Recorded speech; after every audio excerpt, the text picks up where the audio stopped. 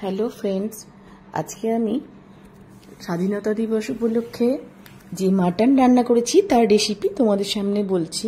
প্রথমে তেলের মধ্যে পেঁয়াজ ভেজে নিলাম, তারপরে টমেটো কুচি, আদা রসুন আর কাঁচা লঙ্কা বাটা দিয়ে জিনিসটা কষালাম। তারপরে একটু হলুদ গুঁড়ো, একটু লাল লঙ্কার গুঁড়ো ও একটু কাশ্মীরি লাল লঙ্কার গুঁড়ো ওর সাথে অ্যাড করে বেশ ভালো করে কষাতে থাকলাম।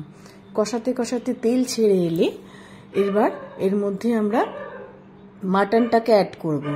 মাটনটা অ্যাড করার পর এবার এর সাথে মাটনটার সাথে মশলাটাকে বেশ ভালো করে কষাতে থাকবো। ভালো করে কষানো হয়ে গেলে তারপর এবার এর মধ্যে একটু জল দিয়ে আবার কষাতে হবে। যত ভালো করে কষানো যাবে তত সুন্দর এটা টেস্ট হবে। আবার দেখতে থাকো তোমরা। এরপর এর মধ্যে একটু জল দিলাম, জল দিয়ে এবার কড়া থেকে নাবিয়ে এটাকে আমি প্রেসার কুকারে দেব।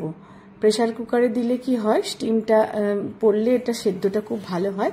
কষানো এবার এর মধ্যে ভাজা আলুটাও আগে থেকে ভেজে রেখেছিলাম, সেটাকে নিয়ে একসাথে প্রেসার কুকারে পুরো জিনিসটাকে আমি দিয়ে দিলাম। এবার পরিমাণ মতো জল আর নুন দিয়ে সেটাকে প্রেসার কুকারের ঢাকনা দিয়ে তার মধ্যে আলুগুলো দিয়ে প্রেসার কুকারে ঢাকনা দিয়ে এবার সেদ্ধ করলাম। সেদ্ধ হতে থাকলো।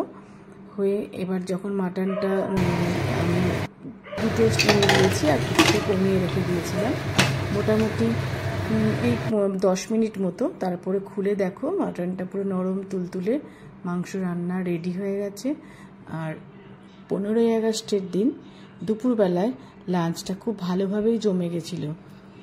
তোমরাও যদি এরকম সহজ পদ্ধতিতে মাটন রান্না করে খেতে পারো, আমার মনে হয় তোমাদেরও খুব ভালো লাগবে। আমাদের তো খুব ভালো লাগবে।